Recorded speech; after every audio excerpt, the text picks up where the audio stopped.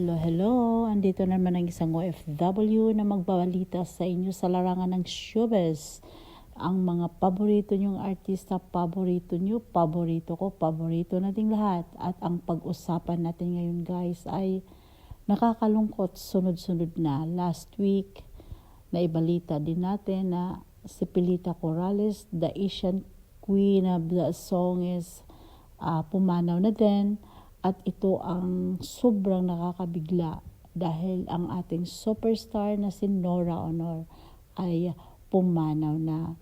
Kinumpirma ito ng kanyang anak na si Ian at Ian De Leon. At parang nga akong hindi naniniwala dahil nga habang nag-i-scroll ako sa aking phone ay nakikita ko yung ilan-ilan pa lang ang nagpo-post na pumanaw na nga si Nora Aunor. So parang hindi ako naniniwala. Akala ko ay fake lang. At na-confirm ako dahil sa isang website na nabasa ko na pumanaw na nga.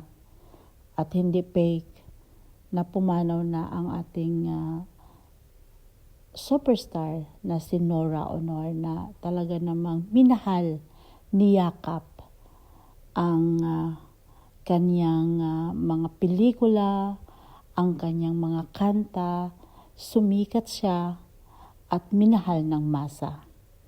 At talaga namang hindi lang ang Pilipinas, mga Pilipino ang humahanga at pati mga ibang bansa ay humanga din kay Nora Aunor.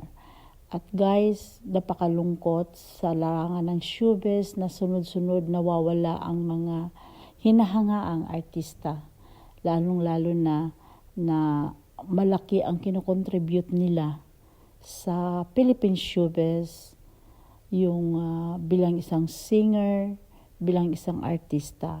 Kasi si Nora Aunor isang singer din at si Pilita Corrales naman na isang singer din. At iyan ay nagbigay pangalan sa ating bansa at talagang ipinagmamalaki natin ang dalawang itong artista, singer at talaga namang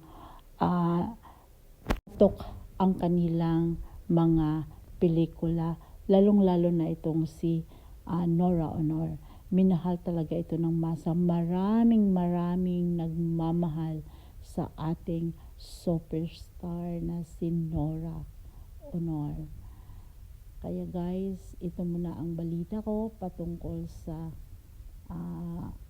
ating superstar na si Nora Aunor na pumanaw na nga. Malungkot man nating ibalita, pero lahat naman tayo papunta doon.